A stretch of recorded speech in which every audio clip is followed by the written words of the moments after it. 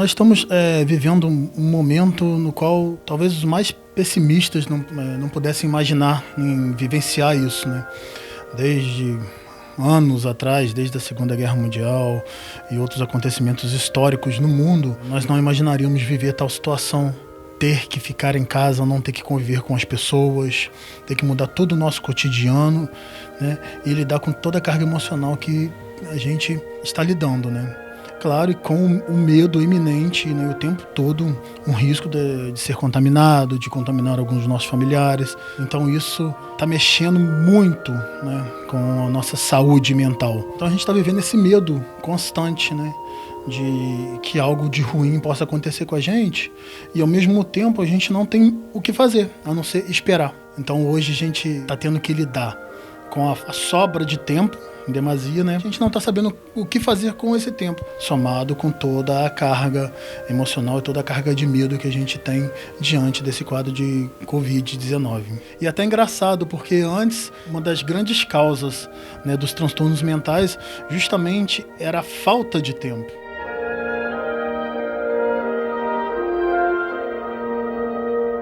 A ansiedade já é uma coisa que é inerente ao ser humano. A gente fica ansioso, todo ser humano ele tem um grau de ansiedade. E é aí que a gente difere do que é uma ansiedade natural para uma ansiedade patológica. Nós ficamos ansiosos por situações específicas, ou por uma entrevista de emprego, uma prova que a gente vai fazer, ou um acontecimento que nos chame mais atenção, a gente vai responder com ansiedade. Mas o que está acontecendo é que agora a gente está ficando ansioso o tempo todo por uma questão que, de certa forma, deveria gerar uma ansiedade, mas não em grau elevado como que está acontecendo, gerando pânico, gerando sintomas físicos. Os quadros dentro da saúde mental, eles podem sim levar a outros quadros ou outras comorbidades. Por quê? Quando você apresenta um determinado transtorno, um determinado problema em saúde mental, isso quer dizer inicialmente que você tem uma instabilidade emocional. A gente está diante do Covid. Todas as pessoas estão respondendo emocionalmente da mesma forma? Não. As pessoas que não respondem, a princípio, parecem ser pessoas mais estáveis, emocionalmente falando. Aprenderam, de certa forma, a lidar melhor com problemas, com situações. E as pessoas que têm algum grau de instabilidade emocional, elas vão mais facilmente desenvolver um transtorno. Seja ele ansioso, seja ele um transtorno depressivo, ou qualquer outro transtorno que possa englobar essa resposta emocional diante de situações adversas, né? Então nós podemos sim, um transtorno migrar para o outro, aparecer outros transtornos como comorbidades devido àquele transtorno de base, né? Ansiedade, pode desenvolver o quadro de pânico, ou pode desenvolver um quadro de transtorno depressivo e vice-versa.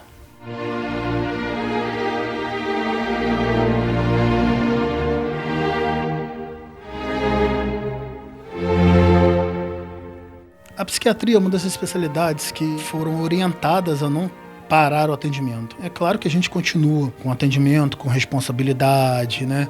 Tentando ao máximo evitar filas de espera, evitar sala de espera, né? Marcando horários mais espaçados. Eu noto, isso já na prática, já tem alguns estudos, mas eu noto na minha prática, os pacientes estão procurando mais.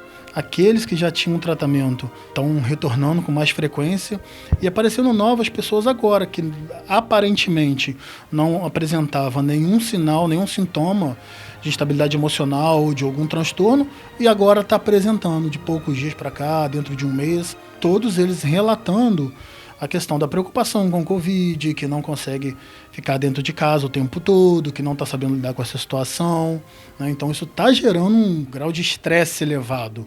E esse estresse está gerando ansiedade, está gerando humor depressivo, está gerando pânico.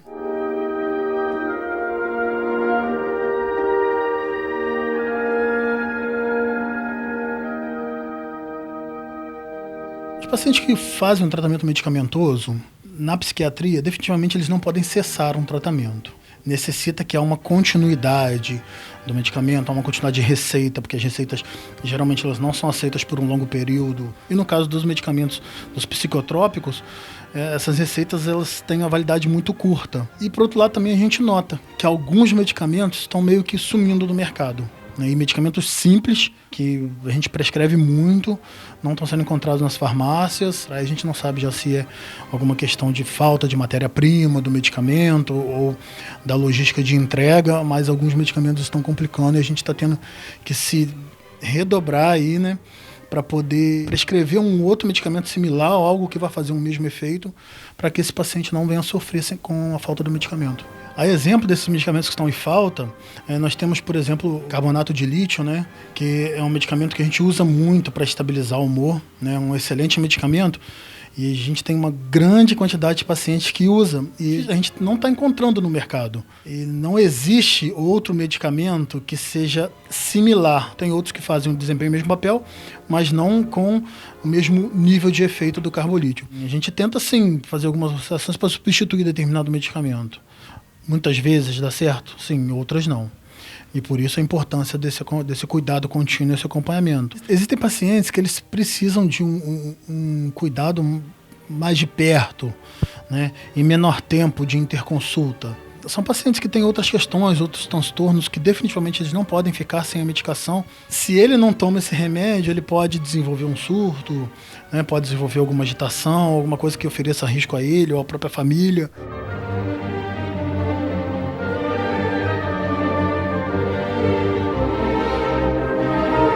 Quando a gente fala em toques, né, e tiques, esses transtornos ansiosos, nesse momento em que a gente fala que a gente tem que lavar a mão o tempo todo, que a gente tem que higienizar o tempo todo, que a gente tem que tomar cuidado com isso, tomar cuidado com aquilo, todas essas coisas que nós já sabemos que está bem difundido pela mídia aí, pelos veículos de informação, mas tem muita gente que acaba, devido a já ter alguma predisposição ou até mesmo já um transtorno instalado, começa a aflorar determinadas situações.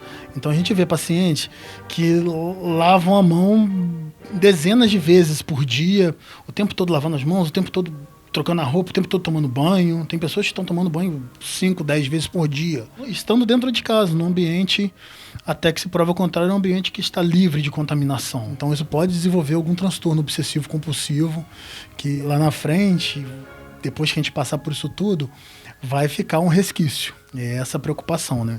Porque dessa pandemia aí, o que a gente teme, infelizmente, o que vai acontecer muito é deixar esse legado negativo de transtornos mentais.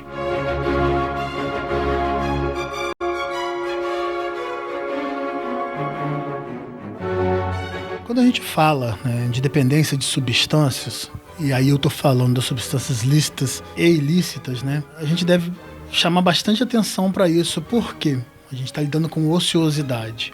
E a gente está vendo aí muita gente que fazia o consumo de bebidas alcoólicas de forma social, né, se assim podemos dizer, e agora isso está mais frequente.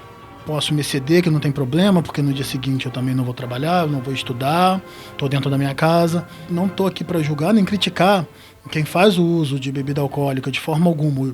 O que a gente tem que atentar é que quando a gente fica muito tempo fazendo isso, né, quando o consumo vira uma rotina, depois que a gente voltar ao normal, a gente vai sentir falta dessa rotina. E isso é a dependência. Até que ponto a pessoa hoje que está exagerando um pouco no consumo de bebida alcoólica, ou propriamente no cigarro, em outras substâncias, até que ponto quando a gente sair desse cenário todo, será que vai persistir, vai abrir um quadro de dependência química, vai abrir um quadro de etilismo crônico? Então a gente tem que cuidar. As pessoas que têm algum grau de dependência química também, de substâncias ilícitas. Talvez seja até um momento, ao invés da gente passar a usar mais, da gente tentar se controlar de uma forma melhor, já que a gente está em casa o tempo todo, que a gente tem um tempo, que a gente está perto da família. As pessoas que fumam, né, os tabagistas, não digo que tenha e nem devem parar. Por isso que existem os profissionais da saúde mental para poder estar nesse acompanhamento, nessa orientação. Sempre, claro, a gente orienta a evitar, mas que não pare de uma vez para outra, porque corre risco de algumas questões, como abstinência, determinado que pode complicar ainda mais, te levar a um pronto-socorro e tudo mais. Então a gente tem que ficar bastante atento a esse uso, né, de substâncias, que é uma coisa que já assombra a sociedade há muito tempo e principalmente agora, nesse momento.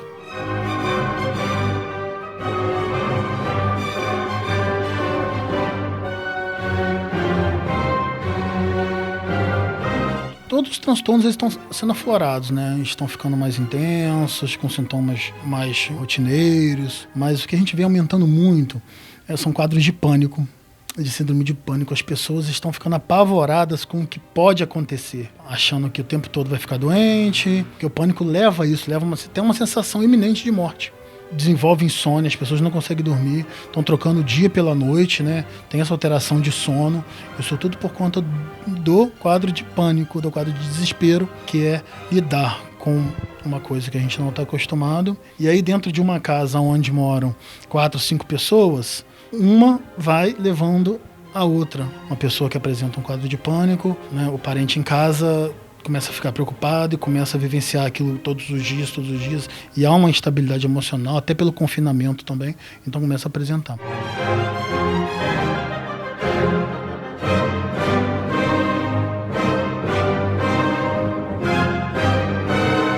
Dentro desses transtornos ansiosos, né, onde engloba o pânico e demais transtornos, a gente se preocupa muito com o que aparece de sinais e sintomas. Os sintomas psíquicos, eles viram sintomas físicos.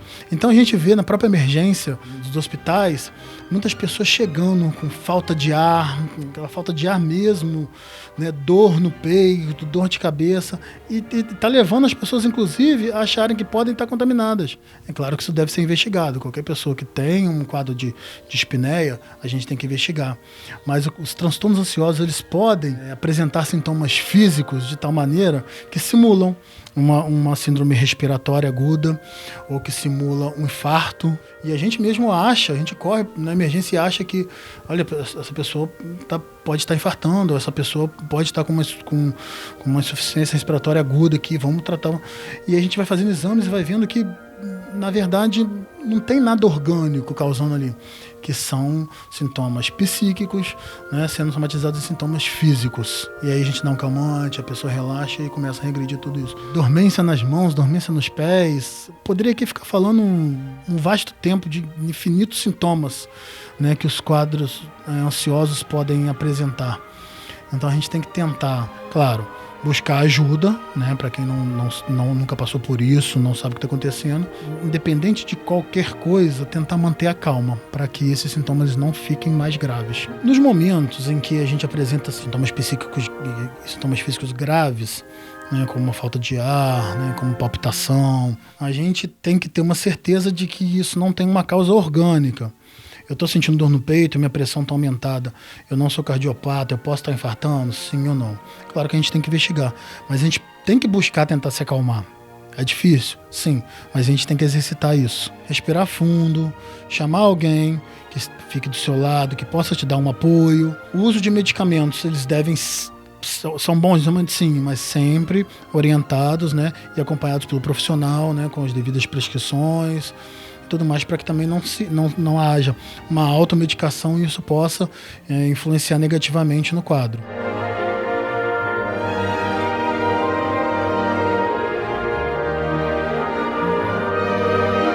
Quando se trata de medicamentos, de psicotrópicos, né, de medicamentos de controle e tudo mais, eles não podem ser usados de qualquer forma, porque eles produzem efeitos negativos também. Eles podem produzir efeitos negativos se usados de maneira errada. E a gente vê muito na nossa prática, isso não é de agora, de muito tempo. Porque o vizinho toma esse remédio, me passou, eu me senti bem. Eu digo até como uma herança familiar, a gente vê passando de gerações para gerações o uso de determinado medicamento, principalmente o medicamento da classe dos benzodiazepínicos, que são aqueles taxa pretas que nós conhecemos, né? Que todo mundo gosta, que tem um efeitozinho quase que milagroso, que realmente te dá calma, né? Te deixa mais tranquilo, mas causa dependência. E depois, para tirar da dependência, é tão difícil quanto uma dependência química. Podem causar, inclusive, transtornos mentais. A pessoa que não tem começar a usar pode desenvolver, né, algum transtorno por uso de medicamento. Então, é muito importante que a gente tenha esse cuidado.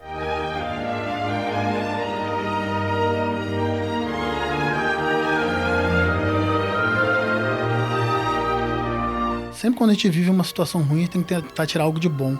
Sempre olhar a situação com outros olhos. Então, a gente tem que aproveitar esse momento para restabelecer vínculos, para reforçar vínculos familiares, desenvolver tarefas que a gente já não faz há muito tempo, que a gente gostaria de fazer porque a gente não tinha tempo, ver um bom filme, conversar um pouco, tudo que possa fazer bem, tudo que possa fazer a gente rir um pouco nesse momento. Rir é importantíssimo nesse momento, né?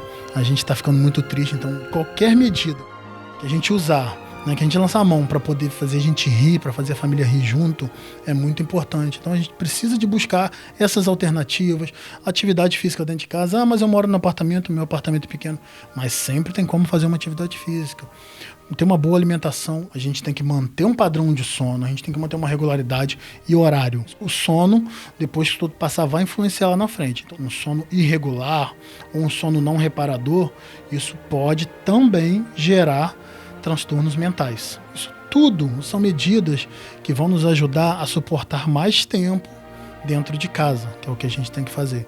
Então vamos buscar fazer coisas que ocupem o nosso tempo, né, de forma satisfatória e que nos façam rir dentro de um cenário que nos causa tristeza. A gente tem que encarar esse momento como uma questão passageira, que é passageiro. Precisa encarar isso de uma forma que lá na frente vai ficar tudo bem, pensar positivo, ser otimista, mas é claro, dentro de toda essa positividade, a gente não pode esquecer de cuidar da gente, cuidar da nossa saúde mental. Saúde mental está diretamente relacionado com saúde física. Esperar um pouquinho que isso tudo aí vai passar e lá na frente a gente vai estar vivendo momentos maravilhosos, aprendendo muito com tudo isso, que é o que a gente está fazendo, a gente está aprendendo também. Ter a esperança que dias melhores virão, muito melhores do que nós já vivenciamos durante toda a vida.